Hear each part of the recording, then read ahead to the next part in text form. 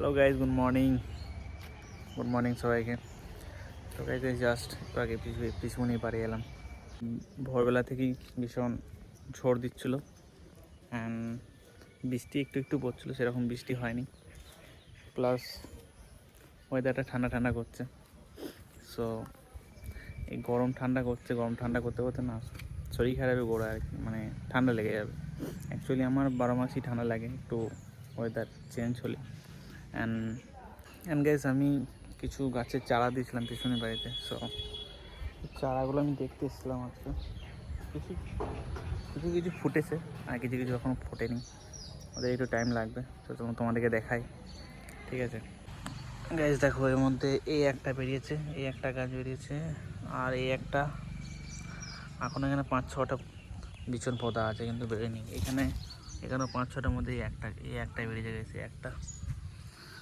আর এইদিকে গাইস এদিকে বেরিয়েছে কুমড়ো চারাটা। এখানে কুমড়ো চারা দিয়েছিলাম গাইস 4-5টা, এখানে কুমড়ো চারাটা বেরিয়ে আছে। ওয়েদারটা বেশ ভালো পড়েছে না। এখানে গাইস রকি শুয়ে আছে। রকি ঘুম হলো? রকি গাইস বারান্দায় ঘুমাচ্ছিল, এই যা শুটে এলো, আগে শুয়ে পড়েছে। শুয়ে ওকে পায়ে হাত দিতে হবে। বল থ্যাংক ইউ করছিস? কাজ নেই, শুধু এসে শুবে আর খাবে, আর কিছু করবে না। এখানে তোমাদের একটা জিনিস দেখায়, আমার দাদার ছেলেটা, ভাইপো, ওই পাখি বসেছিল এরকম 5-6টা। কোথায় চলে গেল? ঘুরে বেড়াচ্ছে। তার মধ্যে এই একটা পাখি আছে, বাদ বাকি সব মারা গেছে।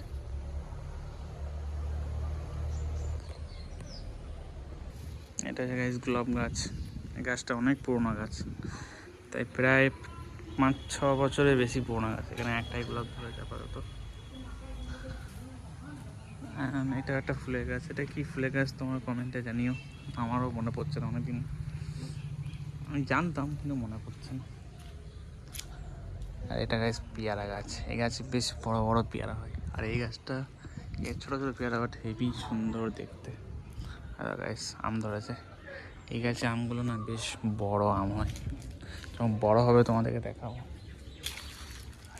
আর এটা কী ফুলের গাছ এটা তোমাদেরকে আমার মনে পড়ছে না কী গাছ হতে পারে এটা, তোমরা কমেন্টে জানিও। এটা দেখছে গাছ আমাদের কৃষ্ণচূড়া ফুল পড়েছে। এটা এখন নতুন গাছ হয়েছে। এর আগে এদিকে একটা গাছ ছিল, ওটা অনেক পুরনো। ওই গাছটা মারা যাওয়ার পর এখানে আবার একটা নতুন করে গাছ লাগানো হয়। এটা প্রায় 2-3 বছর বয়স হলো গাছটা, ফুল ফুটে গেছে। হ্যাঁ, আমি তোমাদের এগুলো দেখাচ্ছি কারণ এগুলো একটা প্রাকৃতিক নেচার আর কি। তো আমার ভালো লাগে সব ফুল গাছ, মূল গাছ। হ্যাঁ, গাছপালা গ্রিন খুব সুন্দর লাগে আমার, আর ভালো লাগে যাকে বলে আর কি। ওয়েদারটা দেখো, মেঘলা মেঘলা ওয়েদার। হে গাইস, তো গাইস অনেকদিন পর আজ আমি বাড়ির ছাদে এসেছি গাছটা দেখতে। আর পেছনে যেটা দেখছো না, পুকুর, মানে আমাদেরকে চারিপাশেই পুকুর আর কি। এখানেই 2-3টে পুকুর আছে, এখানে একটা আছে, ওখানে আছে, মানে চারিদিকেই পুকুরে ভরা একদম।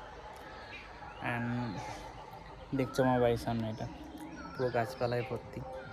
যখন ঝড় দেয় না, এই গাছপালাগুলো একদম নয়ে যায়, একদম পুরো নয়ে যায়, আর খুব মনে হয় যে ভীষণ ঝড় দিচ্ছে। তখনই বোঝা যায় যে ঝড়টা কত জোরে হচ্ছে।